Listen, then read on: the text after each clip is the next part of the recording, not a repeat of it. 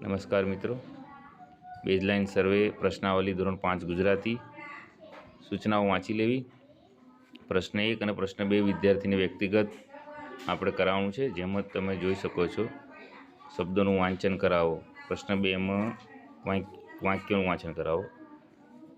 પ્રશ્ન 3, 4, 5, 6, 7, 8 વિદ્યાર્થીઓને સમૂહમાં કરાવો। મતલબ કે એમને પ્રશ્નાવલી આપી દેવાની છે અને પ્રશ્નાવલીના અંતે જવાબ વહી છે। આ રે જવાબ વહી, બરાબર। એ આપણે દરેક વિદ્યાર્થીને પ્રિન્ટ કરીને આપવાની છે। કારણ કે 3 થી 7નો પ્રશ્ન છે એ સમૂહમાં કરાવવાનો છે। દરેક પ્રશ્નનો સંપૂર્ણ જવાબ આપે ત્યારે જ આપણે એ ટ્રેકર વિધાન જે તે શબ્દો લખેલા તો વાક્યો લખ્યાની પાછળ કૌંસમાં ટ્રેકર વિધાન આપે છે ત્યાં આપણે રાઇટ કરવાનું છે, ખરું કરવાનું છે। જો એ બાળક 4માંથી 1 પણ ના વાંચે તો તે રાઇટ કરવાનું નથી, નિશાની કરવાની નથી। હવે આ શબ્દોનું વાંચન કરાવો, એમાં જુઓ તમે વાંચી જાય બાળક તો ટ્રેકર વિધાનમાં 4 અને 6 2 નંબર પર તમારે ટ્રેકર પર ખરું કરવાનું રહેશે। હવે એક ઉદાહરણ તરીકે વાંચી લે, એ વાક્યનું વાંચન કરશે। જુઓ 4 અને 6, 4 અને 6 છઠ્ઠા નંબરનું જે ટ્રેકર છે એમાં વાક્યો છે। છઠ્ઠા નંબરના ટ્રેકરમાં વાક્ય છે તો વાક્યની અંદર પણ અહીં આવે છે, જુઓ 6 નંબર, બરાબર। એટલે અગાઉ તમે કરી દેશો તો બી વાંધો નહીં આવે, 4 અને 6 અને પછી આ બેવડા હશે એટલે એ તમારે રાઇટ થયેલું જ છે એવું સમજવું।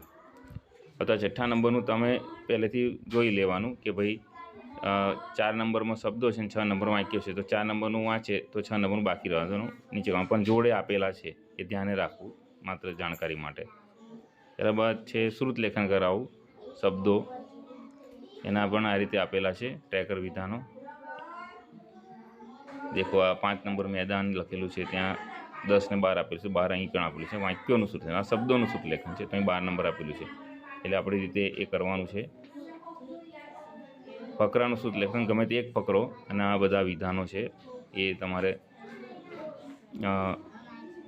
શ્રુત લેખન કરાવો તો જે જવાબ વહીમાં કરાવવાનું છે, બધું જવાબમાં લખાવવાનું છે। ફરી ફકરાનું વાંચન કરી અને પછી પ્રશ્નો પૂછવાના છે, એટલે બાળકોને વાંચવા આપી દેવાનું છે। ત્યારબાદ એના પ્રશ્નોનો જવાબ લખવાના છે, પ્રશ્નનો જવાબ બરાબર સાચા હોય તો વિધાનમાં ખરું કરવાનું છે।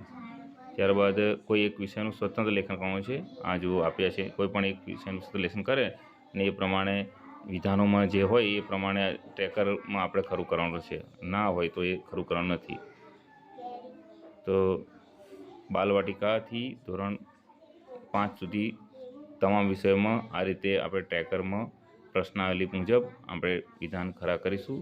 ઉદયમાન, પ્રગતિશીલ અને નિપુણ બાળકોનો તમને સંખ્યા જોવા મળશે અને જે બાકી છે એ વિદ્યાર્થીઓને આપણે ઉપચારાત્મક કરીશું, વર્કશીટમાં કરીશું કામ। જય હિન્દ, જય ભારત।